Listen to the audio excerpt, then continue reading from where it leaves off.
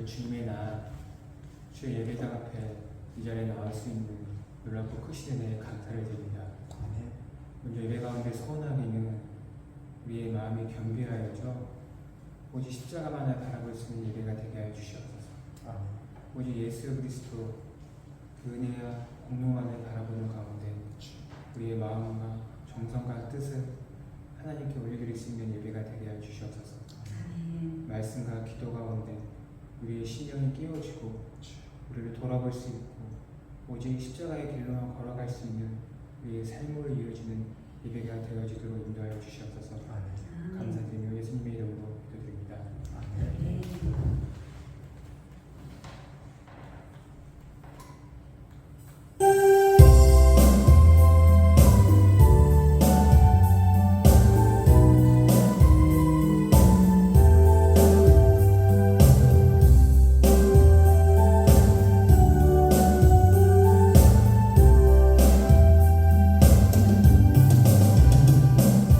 별한 하늘씩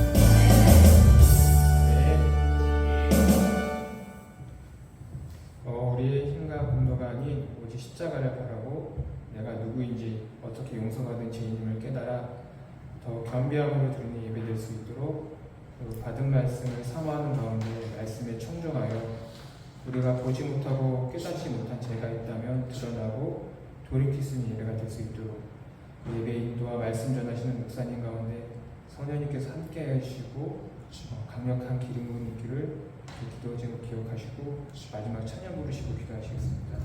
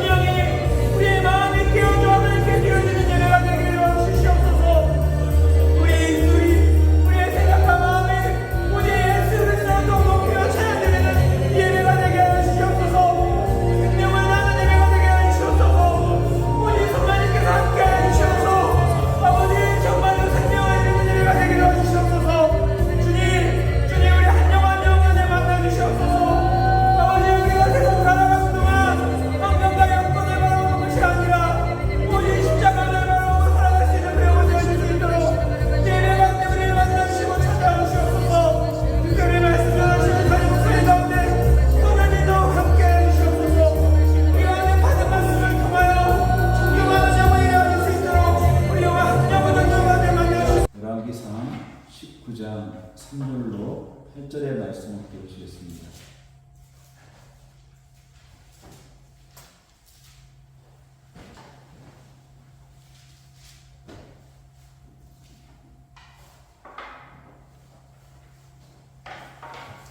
말기상 19장 3절로 1절.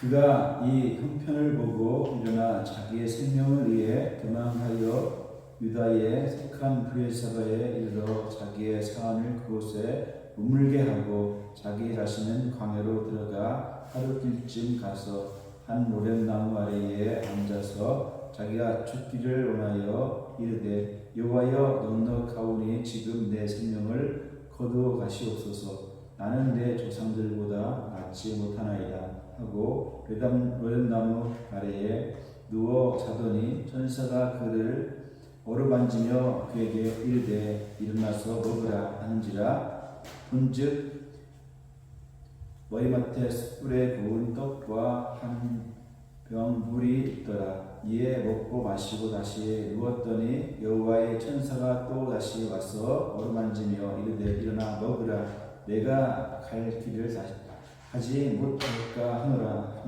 하는지라. 이에 일어나 먹고 마시고 그 음식물을 힘을 의지하여 40주 40야를 가서 하나님의 산 호렙에 이르느니라.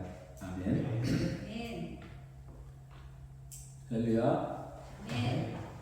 엘리야는 구약 성경에서 기록된 선지자 중에서 가장 특별하고 특출한 선지자라고 이렇게 말을 할 수 있습니다.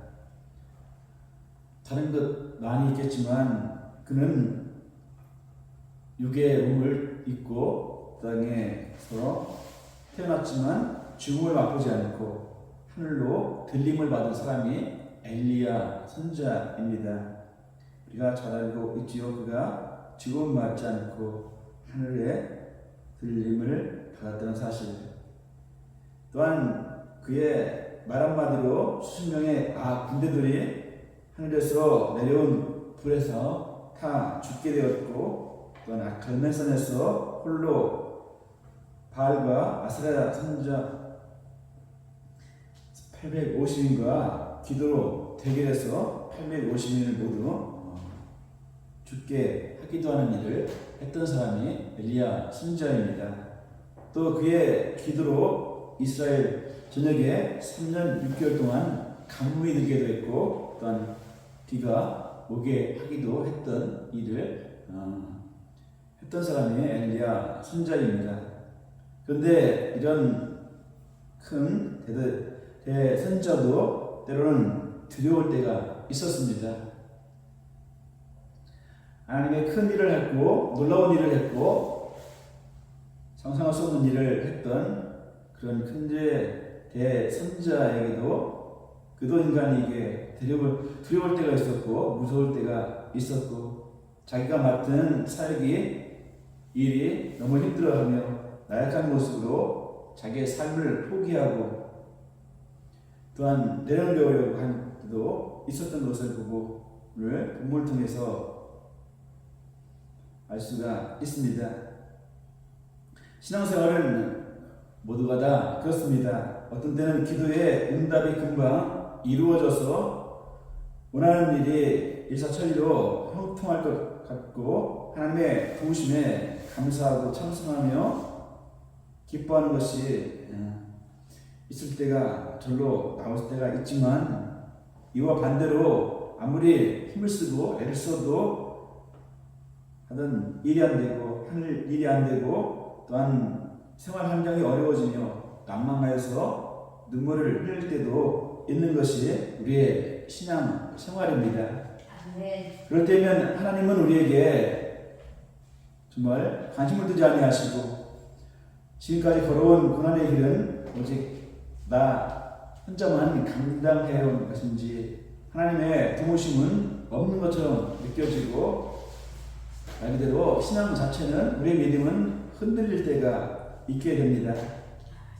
그런데 왜 갑자기 이런 고난이 몰려와서 지금까지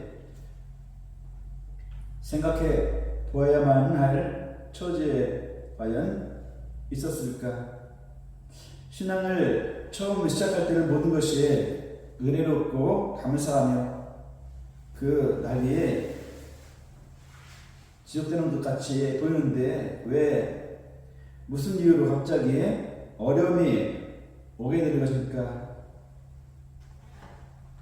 생각해 보게 되는데 그동안에 함께 하셨던 하나님은 어려움이 오게 되면 그 하나님은 어디에 계시고 그 하나님은 왜 우리에게 견디기도 힘든 어려움을 감당케 하시며 또한 잠잠히 계시는가 하는 의문을 갖게 합니다. 우리는 간혹 이런 때를 안에 겪게 되는데 고난 속에 빠진 이유를 곰곰이 생각해보면 그게 어디 있는가 생각을 하게 만듭니다. 처음 신앙생활을 할 때는 잘 몰랐지만 언제부턴가 우리의 마음속에는 내 믿음으로 내 기도로 무엇을 할 수 있고 또 할 수 있겠다는 그런 교만한 마음이 생각이 들기 시작할 때가 있습니다. 그때부터 시험에 빠지게 되기도 하고 또한 생활에 어려움도 겪게 되는 것이 아닐까 이런 생각을 해봅니다. 처음에 가졌던 순수하고 겸손한 모습은 어디론가 사라져버리고 언제부턴가 나라는 존재가 하나님보다 앞서 나가고 있음을 또한 보게 됩니다. 그럴 때 바로 고난이 어려움이 닥치는 것입니다. 그렇습니다. 내가 무엇을 할 수 있다는 생각이 들기 시작하면 신앙생활은 무엇보다 힘들어집니다. 그때부터는 지치기 시작하고 어렵기도 하고 외롭고 쩌들분하게 됩니다. 내가 무엇을 어떻게 해야겠다는 교만한 마음이 우리를 피곤하게 하고 힘들게 한다는 사실입니다. 하나님의 일도 마찬가지입니다. 내가 이것을 제대로 하지 못하면 남들이 나를 어떻게 생각할까 하는 생각이 몸에 두려움이 있게 되고 믿음생활을 묵죄이게 합니다. 신앙에 연륜이 쌓이다 보면 하나님보다 남의 눈을 더 의식하게 되는데 그때부터 문제가 분명 시작이 되는 것입니다. 이전에는 별반 힘든 일과 흔들림 없이 신앙생활을 해왔는데 맡겨진 일도 맡아 했는데 인정받고 또한 인정받기 시작한 이후부터는 조금씩 두려움과 힘들다는 생각이 들기 시작을 합니다.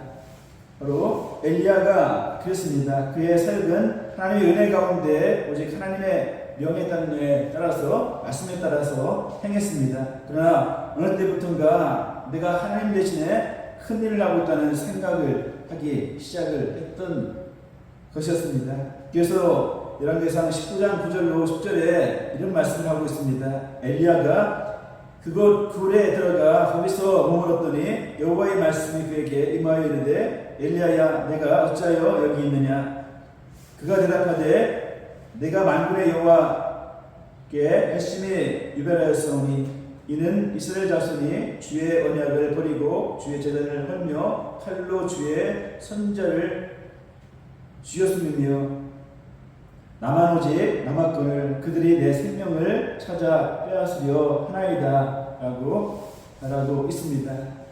자기만이 하나님을 특출하게 사랑하고 하나님의 명령을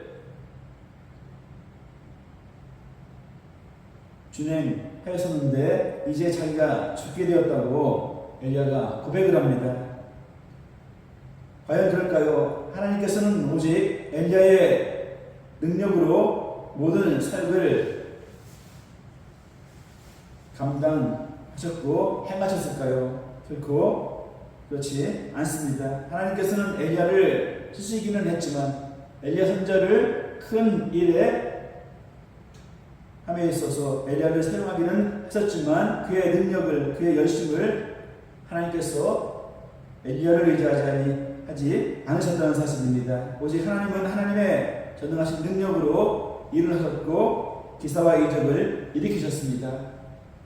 엘리야는 엘리야가 능력이 있어서 놀라운 일을 하고 큰 일을 한 것이 아니라 하나님이 엘리야를 사용하셨을 뿐입니다. 엘리야는 하나님의 도구만 되었을 뿐인 것입니다. 엘리야를 아합에게 하나님처럼 보이게 하신 분도 하나님이시고 온갖 기적을 행하시며 이스라엘을 바른 길로 인도하셨던 분도 엘리야가 아니라 바로 엘리야를 사용하신 하나님이신 것입니다. 다만 엘리야는 하나님의 계획에 따라서 하나님의 도구로 사용되어서 하나님의 명령을 따랐을 뿐입니다. 어떻게 하나의 피조물인 인간이 3년 6개월 동안 비를 내리지 않게 하고 또 기도해서 비가 오게 할 수 있겠습니까? 그 누구도 그렇게 할 수 있는 사람은 없습니다. 그리고 하늘에서 불이 떨어지게 할 수 있겠습니까? 어떤 사람이 하늘에서 불이 내리게 할 수 있겠습니까? 모두가 다 하나님께서 하신 일인 줄 믿습니다. 우리는 가끔 나의 신앙생활이 하나님을 돕는 일이라고 착각할 때가 있습니다. 내 힘으로 하나님 나라를 확장하고 내가 하나님의 뜻을 이루고 있다는 착각을 한다는 말입니다. 그런데 결코 그렇지 않습니다. 우리의 신앙생활은 오직 하나님께서 우리를 택해 주시고 우리를 하나님 사역에 동참할 수 있도록 기회를 주셨다는 사실입니다. 내가 하나님 것이 아니라 나를 통해서 하나님께서 하셨다는 사실입니다. 놀라운 일을 내가 했다 할지라도 정말로 사람들이 깜짝 놀랄 일을 내가 행했다 할지라도 그것은 결코 내가 하는 것이 아니라 누가 하는 것이라고요? 하나님이 하셨습니다. 나를 통해서 하나님이 하셨고 하나님이 일하셨음을 우리는 항상 잊지 않고 살아가는 자가 되어야 하겠습니다. 엘리야가 하나님을 섬기는 사람은 자기 혼자만 남았다고 말씀을 드릴 때 하나님께서는 말씀하십니다. 바알에게 무릎 꿇지 않는 사람 곧 하나님을 위하여 죽음을 두려워하지 않는 사람이 7,000명이나 남아있고 라고 말씀을 하시는 것을 보게 됩니다. 신앙생활은 하나님께서 은혜를 베풀어 주셔서 나를 불러주셨고 내게 은혜를 주시고 능력을 입혀 주신 것이지 내가 한 것은 결코 아닙니다. 하나님은 우리와 함께 하시는 분이시기 때문에 무슨 일을 우리 홀로 하게 내버려 두지 않으십니다. 하나님은 모든 것을 하십니다. 하나님께서 모든 것을 하시고 또한 그 일 하실 때에 내가 함께 때 하게 하기 때문에 또한 내가 하는 것으로 착각할 때도 있습니다. 여러분 오늘날 많은 신앙인이 내가 무엇을 하려고 하다가 신앙의 노선에서 잘못되기도 하고 내 생각을 앞세워 행하다가 하나님의 영광을 가리는 모습을 종종 보게 됩니다. 하나님의 일을 열심히 하고 하나님의 앞에 열심히 충성을 하다 보니 하나님의 은혜 가운데 큰 일을 하게 되고 놀라운 일을 할 때에 말 그대로 교만한 마음에 내가 하나님이 된 것처럼 생각할 때가 있고 또한 내가 하나님보다 앞서갈 때가 있습니다.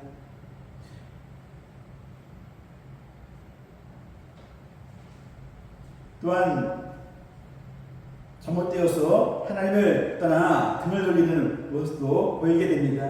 여러분 삶이라는 멍에도 힘든데 신앙생활에는 짐을 하나 더 지고 우리가 사용당하고 있다는 착각은 결코 우리는 하지 말아야 하겠습니다. 하나님께서는 우리에게 무거운 짐을 분명 내려놓으라고 말씀하셨지 지라고 말씀하지 않으셨습니다.